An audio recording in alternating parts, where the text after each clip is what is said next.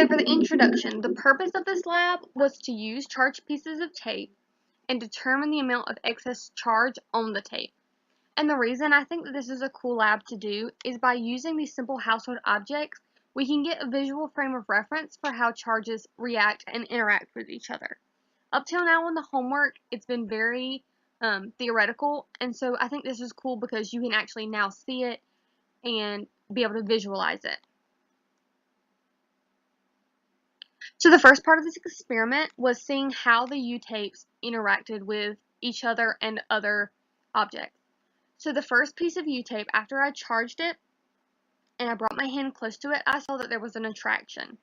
However, later when I put my neutral object, like my wooden ruler, near the U-tape, there was a slight attraction, but not as strong as the interaction with my hand. When I put the charged pin close to the U-tape, there was a very strong attraction. And since we knew that the pin was charged negatively by my hair, we know that the U-tape must be a positive charge. But when I put two U-tapes close together, there was a very strong repulsion. So in the picture to your right, you can see that here are two U-tapes that I held close together. The tapes were repulsing against each other so much that they were actually wiggling to get away from each other, which is why the tapes are slightly blurry in the picture. So just some preliminary measurements. The length of my tape was 0.2048 meters, and the mass of my tape was 0.000248 kilograms. And the distance between my tapes when they started floating was 0.003 meters. Now we know that the magnitude of the gravitational force is mass times the gravitational constant, which is 9.81 meters per second squared, which equals 0.00201 newtons. The magnitude of the electric force must be equal to the magnitude of the gravitational force because our system is in equilibrium, and so the upwards force must equal the downwards force. So the first part of my calculations was finding the amount of charge on the U-tape. Using the electric force formula, we know that the magnitude of the electric force equals 1 over 4 pi sigma naught times the absolute value of charge 1 times charge 2 over the magnitude of the distance squared. I assumed that the tapes had identical charges and I treated them as a point charge so I could simplify my formula to 1 over 4 pi sigma naught times the magnitude of the charge squared over the magnitude of the distance squared.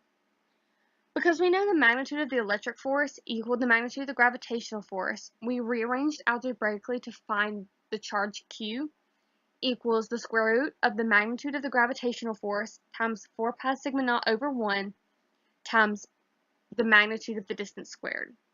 The resultant number I got was 1.42 times 10 to the negative 9th coulombs. So we know that the charge of one electron is 1.6 times 10 to the 19th coulombs. So from the previous slide, we know that the resultant charge, Q, is 1.42 times 10 to the negative 9th coulombs.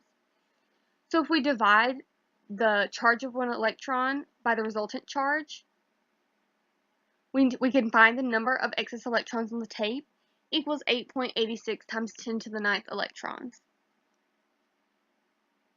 The second part of calculations for this experiment was finding the number of atoms that are giving up or receiving electrons.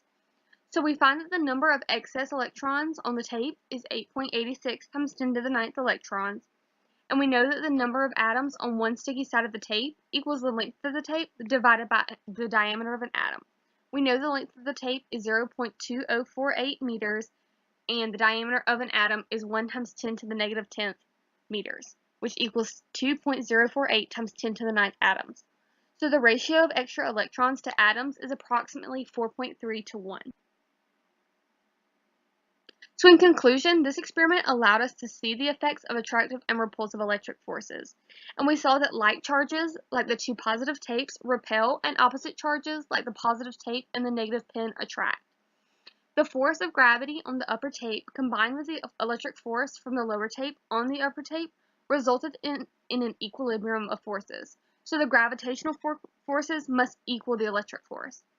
From this, we were able to calculate the approximate charge of the tape and the number of excess electrons on the tape. This was cool because using simple household objects, we were able to calculate an approximation of how many electrons were moved from one tape to the other. So here's a quick overview of my code for lab number 1.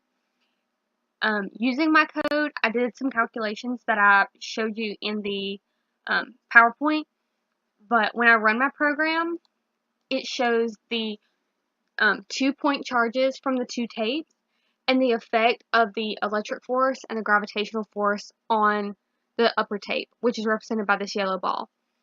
The red arrow is the gravitational force pulling downwards, and the blue arrow is the electric force pointing upwards.